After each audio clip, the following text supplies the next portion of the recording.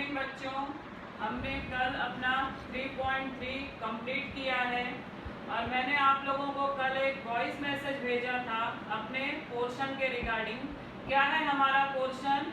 अभी आपने सुना होगा बहुत जगह कि महाराष्ट्र गवर्नमेंट ने 25% जो हमारा पोर्शन है उसे कम किया है। मगर बच्चों जो हमारा भूमिति है उसमें कुछ उदाहरण कम किए हैं। तो उदाहरण कम करने से हमारा पोर्शन में कोई तकलीफ नहीं, हमको पूरा पढ़ना ही होगा, क्योंकि एक एक उदाहरण अगर हम छोड़ेंगे तो उससे हमारा क्या फ़ायदा होने वाला है। और अगर छोटी छोटी चीज़ें हम छोड़ देंगे तो हमको आगे जाके बहुत तकलीफ होगी, क्योंकि हम अगर कोई चीज़ छोड़ते हैं, जैसे अगर उदाहरण के तौर पे ज्यामिति माध्य का प्रमेय इम्पॉर्टेंट नहीं था, अपोलोनियस का प्रमेय इम्पॉर्टेंट नहीं था, मगर मैंने आप लोगों को वो हल करवाया। क्यों? क्योंकि सवाल हल करने के लिए हमारा बहुत उपयोगी है। तो इसीलिए जो छोटी मोटी चीज़ें हमको छोड़ी गई हैं वो भी हम नहीं छोड़ेंगे और हम अपने सारा जो हमारा पोर्शन है वो हम अच्छी तरह करेंगे। और आप भी अपना पढ़ते रहिए। ऐसे भी लॉकडाउन है, आपका अभी भी कुछ काम है नहीं, तो आप लोग अपना अगर पढ़ते रहेंगे आपका टाइम पास भी होता रहेगा, आपको ज्ञान भी मिलता रहेगा।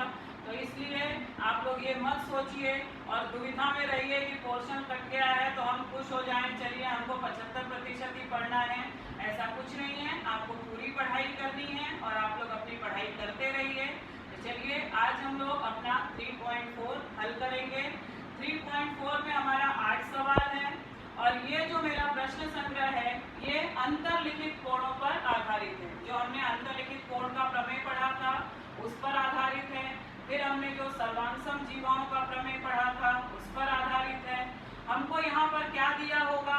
कुछ चाप के माप या किसी कोण के माप दिए होंगे। हमको बचे हुए चाप या कोण के माप ज्ञात करने हैं। तो वो हम किसका उपयोग करके ज्ञात करेंगे? अंतर्लिखित कोण का या केंद्रीय कोण का। इन चीज़ों का उपयोग करके हम सवाल हल करेंगे। और इसमें क्या है, एक ही सवाल में 3-4 चीज़ें पूछी गई हैं, इसलिए हमारे सवाल थोड़े बड़े हो जा रहे हैं। तो हम लोग आज सिर्फ 3.4 का पहला सवाल हल करेंगे। तो चलिए हम देखते हैं कि हमारा पहला सवाल क्या है और उसे कैसे हल करना है। तो जो मेरा 3.4 का पहला सवाल है वो है कि आकृति में क्या है? आकृति में O केंद्र वाले वृत्त की जीवा AB की लंबाई वृत्त की त्रिज्या के बराबर है। क्या बोला है? जीवा है एक जो कि त्रिज्या के बराबर है। तो हमको अब इतनी चीज़ों के माप ज्ञात करने हैं। 4 चीज़ें हैं हमारी यहाँ पर। क्या क्या है? कोण AOB का माप ज्ञात करना है, दूसरा कोण ACB का माप ज्ञात करना है, तीसरा चाप AB का माप ज्ञात करना है, चौथा चाप ACB का माप ज्ञात करना है। तो ये 4 चीज़ों के माप हमें ज्ञात करने हैं। अब हम इसे कैसे ज्ञात करेंगे? तो पहला हमको क्या ज्ञात करना है? कोण AOB। अब जरा हम देखेंगे कि कोण AOB का माप हम कैसे ज्ञात करेंगे आकृति द्वारा। सबसे पहले O केंद्र वाला ये वृत्त है, AB मेरी जीवा है जो कि त्रिज्या के बराबर है। अगर त्रिज्या के बराबर है इसका मतलब OA और OB तो वृत्त की त्रिज्याएं हैं, और अगर AB भी इसके बराबर है इसका मतलब अगर हम ये त्रिभुज लेंगे तो इसके तीनों भुजाएं सर्वांगसम हो जाएंगी। इसका मतलब ये हमारा क्या हो जाएगा? एक समबाहु त्रिभुज हो जाएगा। अगर ये समबाहु त्रिभुज हो जाएगा तो हमें पता है कि समबाहु त्रिभुज के क्या होती हैं, उसके सभी कोणों के माप 60 अंश होते हैं। तो ये कोण हमको कितना मिल जाएगा? 60 अंश का मिल जाएगा। तो इस आधार पे मेरा पहला सवाल हल हो जाएगा। तो चलिए हम पहले अपना हल करते हैं पहला सवाल, फिर हम आगे देखेंगे। तो हमने क्या बोला है?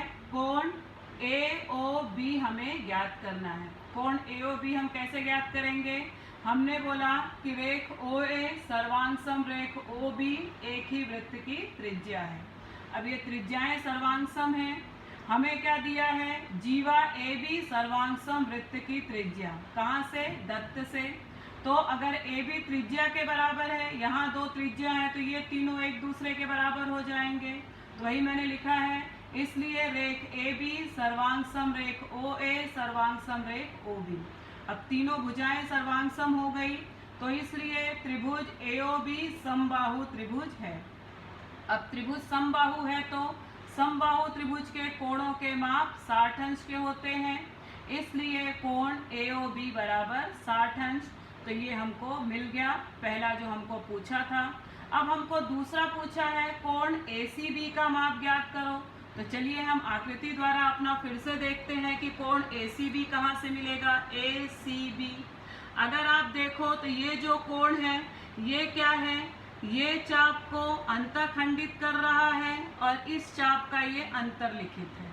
तो हमें अंतरलिखित कोण का प्रमेय हमने पढ़ा है कि ये जो कोण होगा मेरा इस चाप का आधा होगा, मगर मेरे पास तो इस चाप का माप पता ही नहीं है कि मैं उसका आधा करके इस कोण का माप ज्ञात करूं। मगर मेरे पास ये कोण तो है और ये कोण कौन सा है, केंद्रीय कोण है। अगर जो इस कोण का माप होगा वही उसके द्वारा अंतखंडित चाप का माप होगा। तो अगर केंद्रीय कोण 60 अंश का है तो चाप AB का माप भी मुझे 60 अंश मिल जाएगा। अब अंतर्लिखित कोण के प्रमेय से ये कोण ACB इस चाप का आधा होगा। तो अगर ये 60 है तो ये हमको 30 अंश का मिल जाएगा। तो मेरा दूसरा जो हमसे पूछा है कोण ACB का माप ज्ञात करो, वो भी हम ज्ञात कर लेंगे। तो चलिए हम पहले अपना दूसरा हल करते हैं। प्रश्न क्या हमसे पूछा है, कोण ACB बराबर कितना। हमने लिखा अंतर्लिखित कोण के प्रमेय से कोण ACB बराबर हाफ मेजरमेंट चाप AB समीकरण 1, परंतु मेजरमेंट चाप AB बराबर कोण AOB केंद्रीय कोण समीकरण 2। अब समीकरण 1 और 2 में क्या है, ये चाप इस कोण के बराबर है तो मैं इस चाप की जगह ये कोण लिख सकती हूँ। तो मेरा क्या हो जाएगा, कोण ACB बराबर हाफ मेजरमेंट कोण AOB। तो मैंने वही किया है, समीकरण 1 और 2 से मैंने कोण ACB बराबर हाफ, जहाँ पे चाप AB था उसकी जगह मैंने लिख दिया कोण AOB बराबर हाफ इंटू 60 अंश हो गया। अब 2 से मैं काटूंगी, 2 तिहाई 6 और 0, इसलिए कोण ACB बराबर 30 अंश। तो मुझे ACB का माप मिल गया 30 अंश। अब हमको तीसरा क्या बोला है, चाप AB का माप ज्ञात करना है। तो फिर से हम आकृति देख लेंगे। ये तो मैंने आपको बताया कि ये अगर केंद्रीय कोण है, ये 60 है, तो ये चाप भी हमको 60 अंश का मिल जाएगा। एकदम आसान, बहुत आसानी से हल हो जाएगा। तो चलिए हम देखते हैं कि हमें इसे कैसे हल करना है। हमारा जो तीसरा सवाल है, हमको क्या बोला है, चाप AB का माप ज्ञात करना है। हमने लिखा मेजरमेंट चाप AB बराबर कोण AOB केंद्रीय कोण है। कोण AOB का माप कितना है, 60 अंश है, इसलिए चाप AB का माप कितना होगा, 60 अंश। एकदम आसानी से हमारा हल हो गया। अब हमको लास्ट जो चौथा सवाल पूछा है कि चाप ACB का माप ज्ञात करो। आकृति द्वारा हम इसे भी देख लेते हैं कि चाप ACB का माप हम कैसे निकालेंगे। अब चाप ACB है क्या, ACB ये मेरा पूरा बड़ा चाप। अब अगर आप ध्यान से देखें तो चाप ACB और चाप AB इन दोनों को मिला दिया जाए तो पूरा वृत्त बन रहा है। पूरे वृत्त के चापों के मापों का योगफल 360 अंश होता है और इन दोनों का योगफल मतलब मेजरमेंट चाप ACB प्लस मेजरमेंट चाप AB बराबर 360 हो जाएगा। मगर AB का माप कितना हमने निकाला अभी तीसरे में, 60 अंश। तो हम 360 में से 60 को घटा देंगे तो हमको क्या मिल जाएगा, चाप ACB का माप जो कि 300 अंश मिल जाएगा। इसी के साथ मेरे पहले सवाल के चार जो उप प्रश्न है वो हल हो जाएंगे। तो चलिए हम अपना चौथा उप प्रश्न देखते हैं। क्या है, चाप ACB का माप ज्ञात करना है। हमने लिखा है वृत्त के चापों के मापों का योगफल बराबर 360 अंश, इसलिए मेजरमेंट चाप AB प्लस मेजरमेंट चाप ACB बराबर 360। मेजरमेंट चाप AB कितना है, 60 धन मेजरमेंट चाप ACB बराबर 360। अब मैं मेजरमेंट चाप ACB को यहीं रहने दूंगी, 60 का मैं पक्षांतर करूंगी, 60 यहाँ धन में है, उस तरफ जाएगा तो ऋण में हो जाएगा। तो यहाँ पर हो जाएगा बराबर 360 ऋण 60। तो मेजरमेंट चाप ACB बराबर 300 अंश।